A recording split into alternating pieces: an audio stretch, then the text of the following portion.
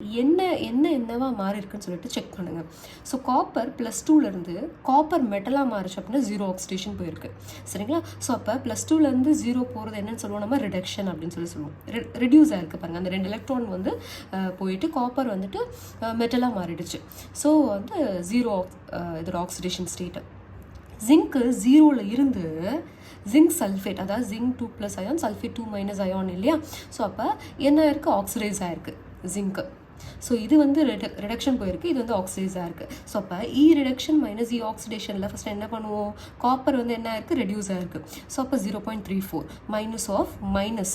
So zinc பார்த்தீங்க அப்படின்னா ஜிங்க்கோட value கொடுத்துருக்காங்க -0.76. ஸோ ரெண்டுத்தையுமே ஓவராலாக நீங்கள் வந்து இது மைனஸ் ப்ளஸ்ன்னு ஆகும். ஆட் பண்ணுங்கள்.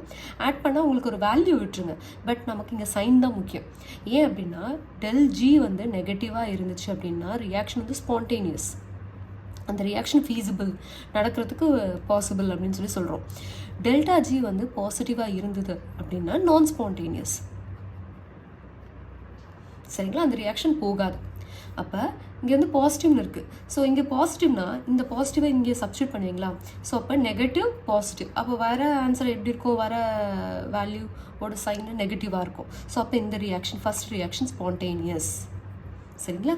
அடுத்தது பார்க்கலாம். அடுத்து பாருங்கள், காப்பர் வந்து என்ன இருக்குது, காப்பர் இங்கே ரிடக்ஷன் தான் போயிருக்கு, Fe வந்து ஆக்சிடைஸாக இருக்குது. சரிங்களா? ஸோ அப்போ என்ன பண்ணணும், ரிடக்ஷன் இருக்க வேண்டிய இடத்துல காப்பரோட வேல்யூ போடணும், ஆக்சிடேஷன் இருக்க வேண்டிய இடத்துல அயனோட வேல்யூ போடணும். -0.44. ஸோ மைனஸ் ப்ளஸ்ன்னு ஆயிரும்.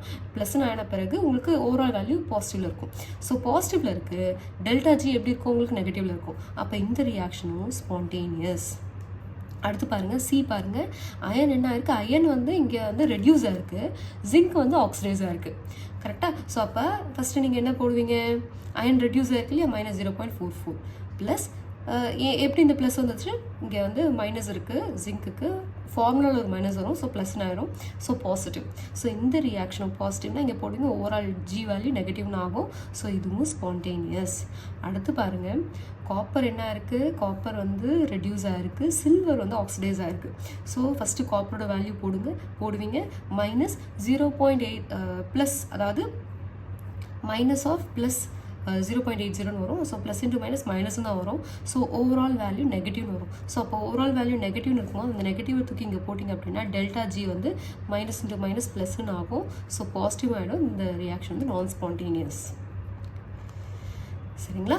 ஸோ இதுக்கு எந்த கொஸ்டினுக்கு எந்த ஆன்சர்னு பார்த்தீங்கன்னா ஆப்ஷன் டி தான். இந்த